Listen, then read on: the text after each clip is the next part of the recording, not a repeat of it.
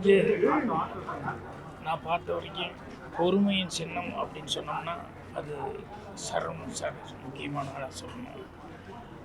சத்தம் போட்டு சிரித்து கூட நான் வந்து பார்த்ததில்லை. அந்த அளவுக்கு ரொம்ப அமைதியாக இருப்பார். கோயிலுக்கு போய் சாமி கும்பிட்ற அளவுக்கு பவித்திரமாக சினிமா தொழிலில் வந்து அவர் ரொம்ப நேசிச்சிருந்தவர். நான் முந்தானம் முடிச்சு கதையை எந்த பேப்பர் பேனாமல் இல்லாமல் ஃபுல்லாக டெஸ்டிச்சு சொன்னதை வந்து அவ்வளோ ரசித்து கேட்டார். அது எந்த பேட்டியாக இருந்தாலும் எல்லா ஃபங்க்ஷன்லையும் அதை திருப்பி திருப்பி சொல்லிட்டு இருப்பார். அது அவர் ரசித்ததை விட அவர் வந்து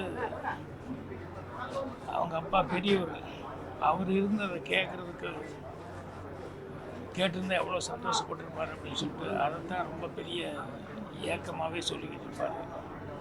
ஸோ என்னுடைய பர்சனல் லைஃப்பில் நிறையா சுக துக்கங்கள் எல்லாத்துலேயுமே வந்து அவர் தோள் கொடுத்து நின்றுருக்காரு.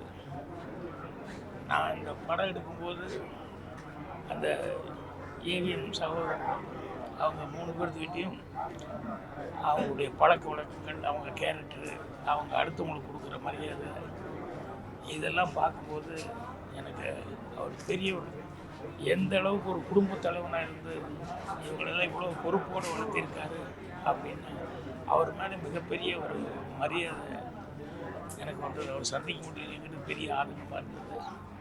ஸோ எல்லாத்துக்கும் வர்றது சரவணன் சாருக்கு வந்துருக்கு.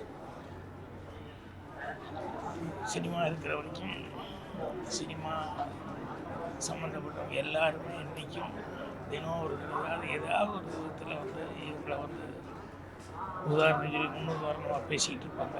ஸோ சரவணன் சார் ஒரு குடும்பத்தாருக்கும் சொந்த பந்தங்களுக்கும் நண்பர்களுக்கும் எல்லாத்துக்குமே என்னுடைய ஆறுதல் தெரிவிச்சுக்கிறேன்.